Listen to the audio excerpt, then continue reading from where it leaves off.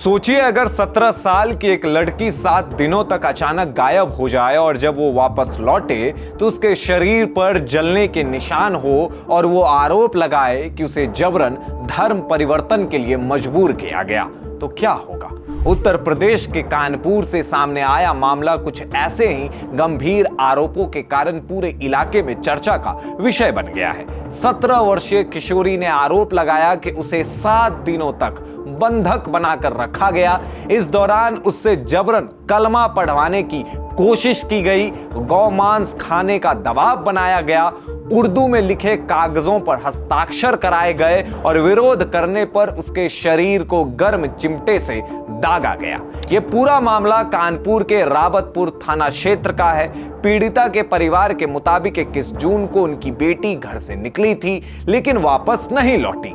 परिवार ने काफी तलाश की लेकिन उसका कोई पता नहीं चला। करीब 1 हफ्ते बाद जब वो घर लौटी तो उसकी हालात देखकर परिवार के पैरों तले जमीन खिसक गई। लड़की ने बताया कि उसकी कुछ समय पहले अरमान नाम के एक युवक से जान पहचान हुई थी। आरोप है कि 21 जून को अरमान ने उसे मिलने के लिए बुलाया। वहां पहुंचने पर वो अपने 2 साथियों के साथ मौजूद था।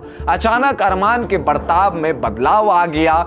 किशोरी ने घर छोड़ने को कहा लेकिन वो उसे मुस्लिम क्षेत्र स्थित अपने घर ले गए। यहीं से शुरू हुए वो 7 दिन जिनके बारे में सुनकर हर कोई हैरान है।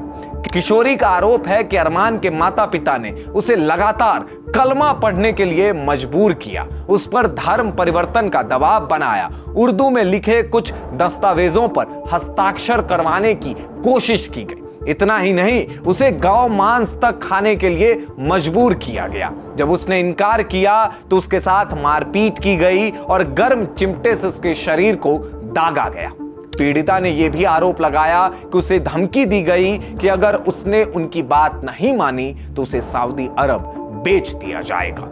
घर लौटने के बाद परिवार उसे सीधे पुलिस के पास लेकर पहुंचा। शिकायत के आधार पर पुलिस ने मामला दर्ज किया और आरोपी को गिरफ्तार कर लिया। वहीं शिकायत में नामजद अन्य लोगों की तलाश की जा रही है। पुलिस इस मामले की तहकीकात कर रही है। पीड़िता का मेडिकल ट्रीटमेंट भी करवाया गया है। बहरहाल सवाल यह है कि एक संगठित तरीके से हिंदू लड़कियों को टारगेट बनाया जा रहा है और इस नेक्सस में उन मुस्लिम लड़कों के माता पिता भी शामिल हैं। उन माता पिता से मेरा एक ही सवाल है कि जब आपके बच्चे इस तरह की जिहादी मानसिकता से गुजर रहे होते हैं तो आप उन्हें रोकने की जगह उनको बढ़ावा क्यों देते हैं। और एक हाइपोथेटिकल सिचुएशन सोचिए, यदि यही लोग जब इनके बच्चे जिहाद में शामिल होते हैं और पुलिस उनका इनकाउंटर कर देती है तो ये लोग सरकार पर आरोप लगाते हैं कि उनके साथ ज्यादती हो रही है। असल में ये सब लोग एक टूल किट के आधार पर काम करते हैं। सुनियोजित तरीके से बनाया गया प्लान होता है जिसमें ये लोग पहले अपने बच्चों को जिहाद की तरफ धकेलते हैं और बाद में मान लिया जाए कि उनका इनकाउंटर हो जाता है तो पुलिस और सरकार को बदनाम किया जाता है। कानपुर के इस रिपोर्ट पर आपकी क्या प्रतिक्रिया है, हमें कमेंट बॉक्स में जरूर बताएं।